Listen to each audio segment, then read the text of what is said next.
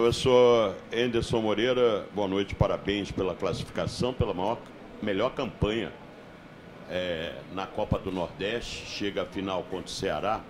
Mas duas perguntas em uma, se o senhor me permite. Primeiro, se o senhor já passou por essa situação, um primeiro tempo num dia, um segundo tempo no outro.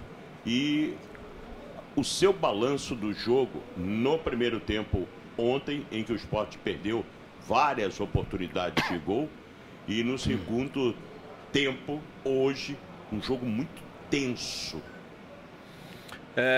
Na verdade, a gente poderia dividir essa partida com o ABC em 3 até, né? Acho que o primeiro tempo, onde a gente teve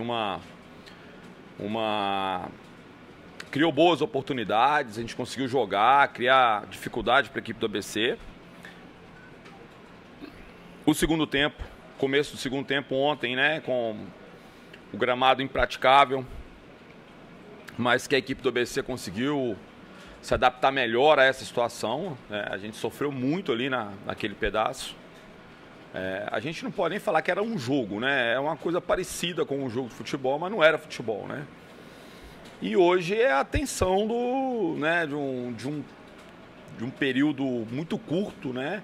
A gente sabia que qualquer erro poderia custar caro aí para a gente, né? A equipe do ABC, que é uma grande equipe, eu queria parabenizar aqui o Fernando, que tá desenvolvendo um baita de um trabalho ali no ABC, uma equipe muito bem montada, não à toa tem feito a campanha que fez aqui na Copa do Nordeste, o Campeonato Estadual, na Copa do Brasil, onde tirou o Vasco lá em São Januário. Isso é uma situação fácil para nenhuma equipe.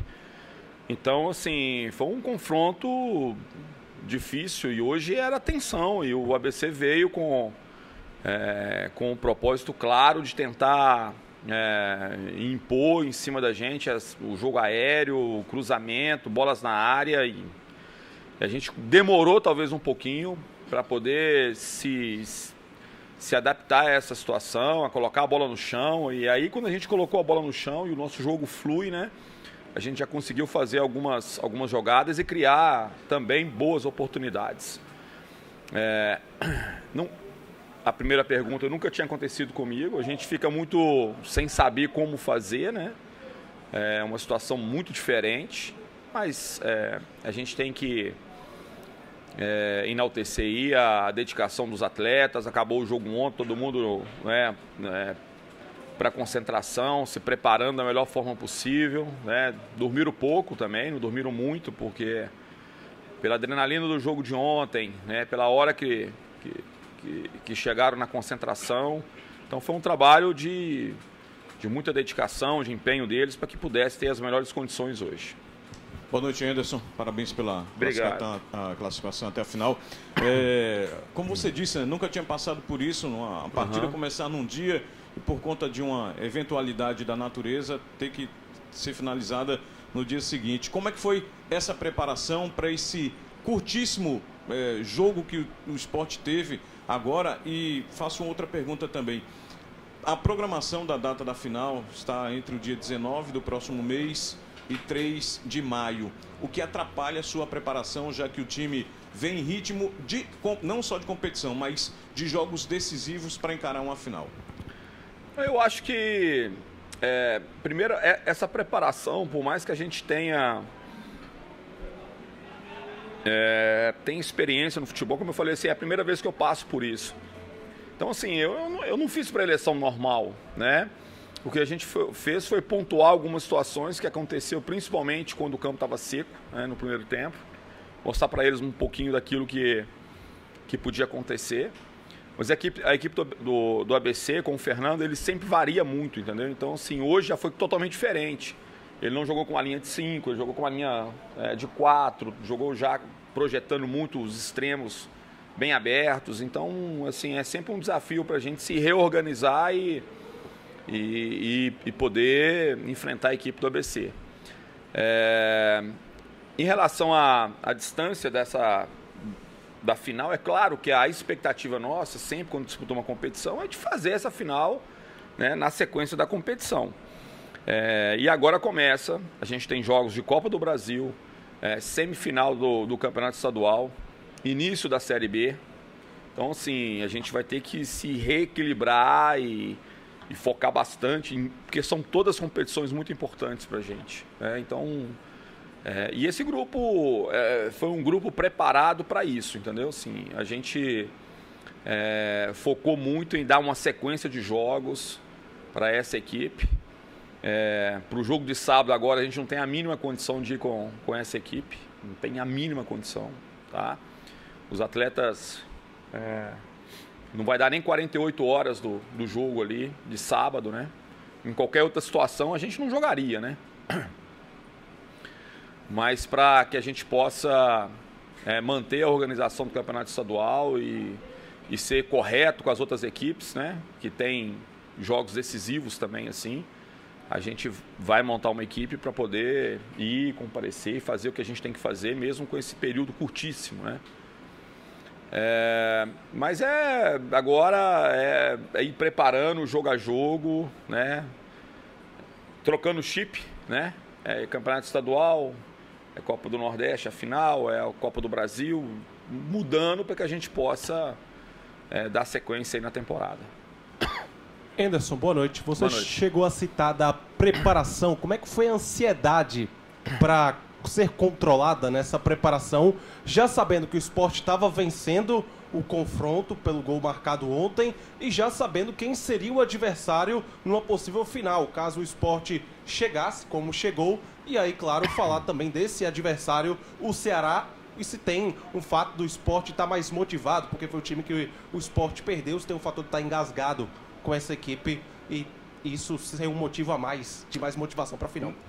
Primeiro, assim, a questão da gente já saber quem estaria na final, isso não influenciou em absolutamente nada, porque a gente não pensa num passo à frente se a gente ainda está disputando uma vaga, né? A gente começa a pensar no Ceará a partir de agora, e mesmo assim a gente vai ter que, em determinado momento, deixar de pensar no Ceará, pensar nas equipes que a gente vai enfrentar, que a gente tem jogos decisivos ainda pela frente, até o primeiro jogo da final. Não há da nossa parte nenhum tipo de revanchismo, né? O Ceará nos venceu, fez o que eles podiam fazer.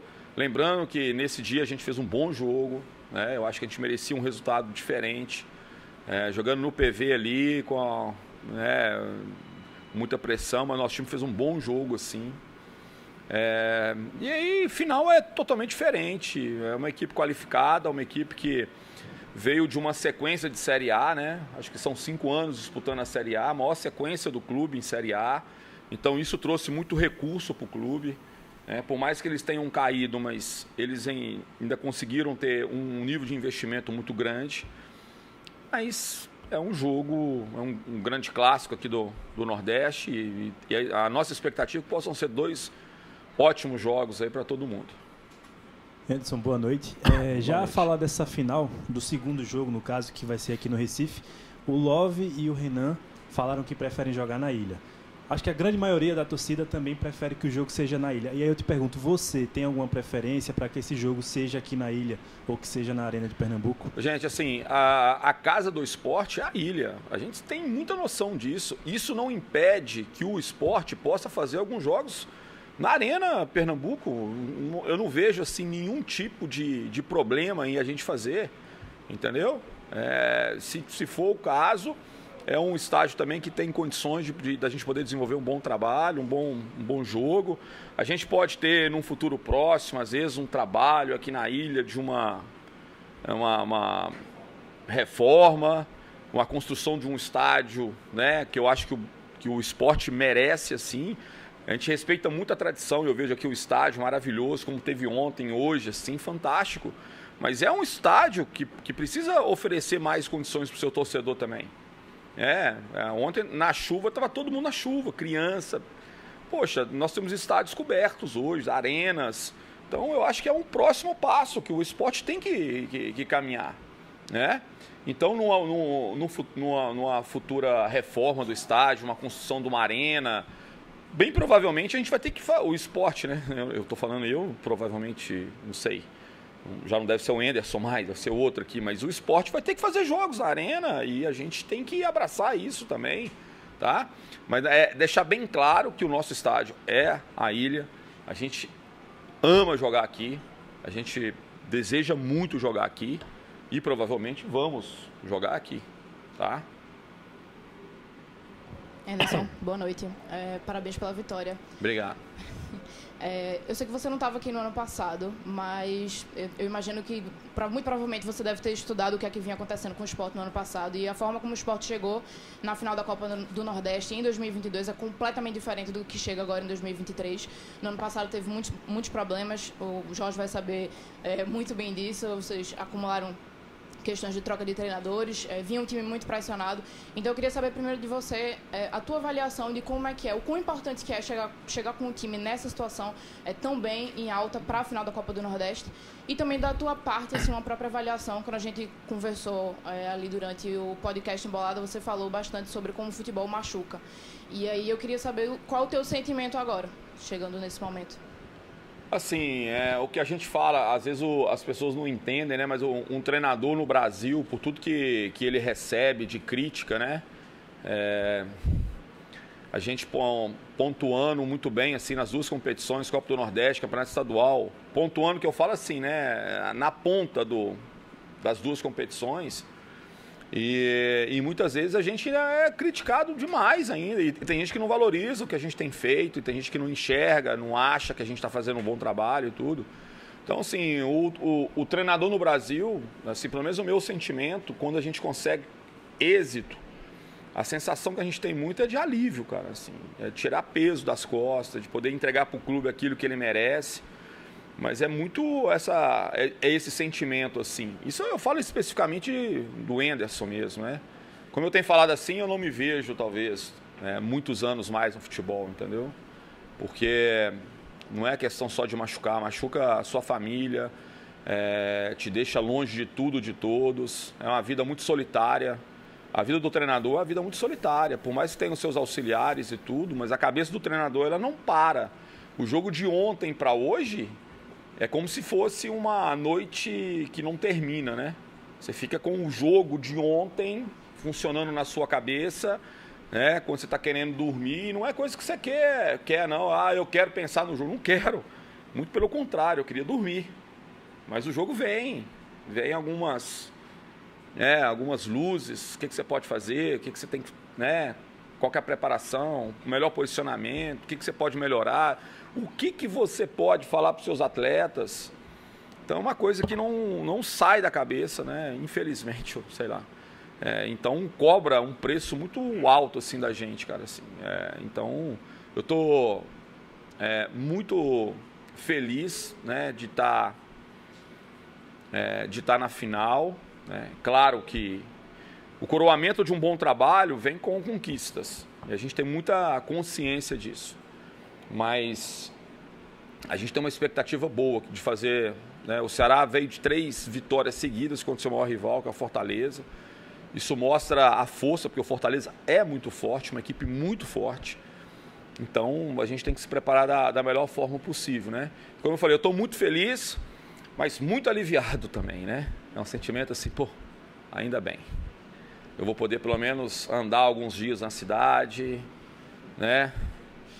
De uma maneira tranquila, sem sair disfarçado, né? Porque eu saio disfarçado, vocês sabem disso, né? Dificilmente vocês vão me encontrar aí. Se vocês me encontrar com alguma pessoa parecida comigo, não sou eu, é outro. Né? Porque eu saio completamente diferente aí do meu normal.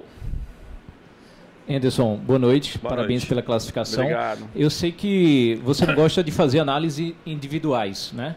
Mas eu pediria licença, caso o senhor possa, para falar um pouquinho do goleiro Renan. Na entrevista lá no pós-jogo, ele se emocionou bastante, chorou muito, falando da carreira que ele está querendo fazer aqui, às vezes críticas da torcida, e bastante emocionado ele falou do quanto que representa essa classificação para ele, que está começando a escrever o nome dele na história do clube, caso o senhor possa comentar. Você tecer comentários individuais num momento desse, você vai ser extremamente injusto com todos os outros que, né, desempenharam tão bem. Mas vamos abrir algumas exceções, eu já fiz isso outras vezes, não tem problema de abrir. Eu acho que o Renan é um goleiro de uma capacidade excelente, ficou muito tempo jogando fora, né? teve o seu retorno. E aí, assim, alternou entre jogar, não jogar, jogar, não jogar, jogar, não jogar. E esse processo de readaptação é sempre mais complicado. Mas é um goleiro que tem ótimo potencial, um goleiro que tem personalidade, um goleiro que tem margem de crescimento ainda, a gente percebe isso. Há uma competitividade hoje muito grande na posição. Então nós temos o Renan, temos o Jordan, temos o Denis, que muito provavelmente no próximo mês já possa estar participando aí dos jogos. Quando eu falo participar dos jogos, é ser opção também.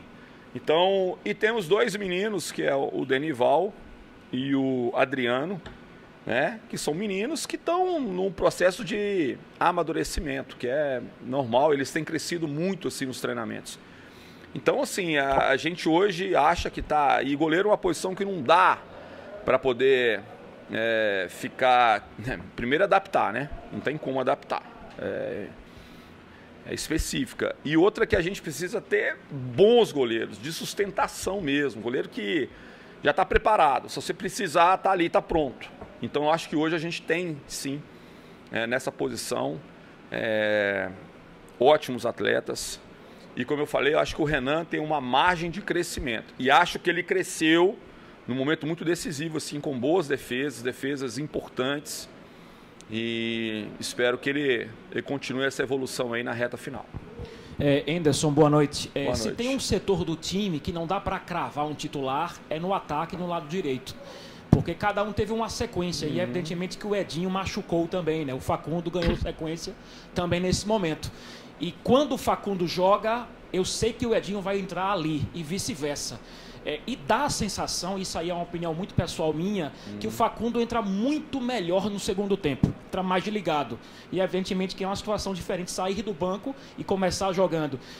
Esse setor está indefinido para você ainda? Você tem percebido que está faltando um pouco mais para definir esse cara do ataque ou é questão mesmo de momento? Não, é engraçado, cara, assim, eu tenho às vezes a percepção das duas coisas, assim, tanto o Edinho quanto o Facundo, quando entram, talvez às vezes entram melhor.